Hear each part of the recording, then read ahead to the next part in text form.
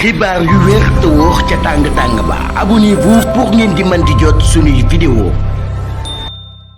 dal leen ak jàmm seen chaîne bi di Buzz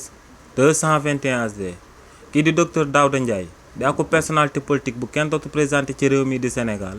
bokkoon ci candidat yu daan joŋante ci élection présidentielle 2024 yi ñu génn démb lañ daan amal procès moom ak société bi ñu dippee Natirasana AG. coow loolee nu mu demee woon moom mooy que ne en 2018 société boobee di Natirasana AG dafa xaatimoon benn contrat moom ak kookee di docteur Daouda Ndiaye ngir kookee à travers cabinet bu mu daal di yor ngir kookee daal di koy amalal akub étude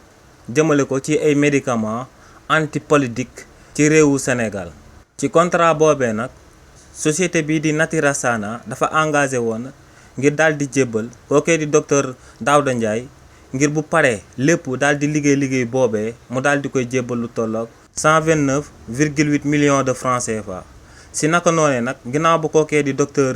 Daouda Ndiaye tàmbalee di amal étude bi société bii di Natirasana AG dafa jëloon lu tolloog 65 millions de francs CFA soit 50% si li nga xam ne moom la waxaale woon moom ak kii di docteur Daouda Ndiaye daal di ko koy jébbal comme avance. waaye nag buñ sukkandikoo ci entreprise bii di Natirasana AG ne kookee di docteur Daouda Ndiaye ginnaaw bu mu jëlee avance bi ngir daal di amal akub étude jëmale ko ci médicament antipalytique yi ne ginnaaw bañ demee ba ci àpp bi ngir kookee di docteur Daouda Ndiaye daal di leen di présenter étude bi ne kookee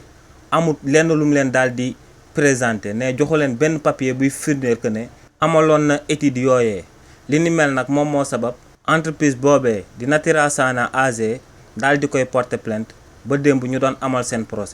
procès bi nag juge bi nga xam ne moom moo ko doon àtte daal dina koy dax ba le 24 juillet 2025 bi ñu jëm.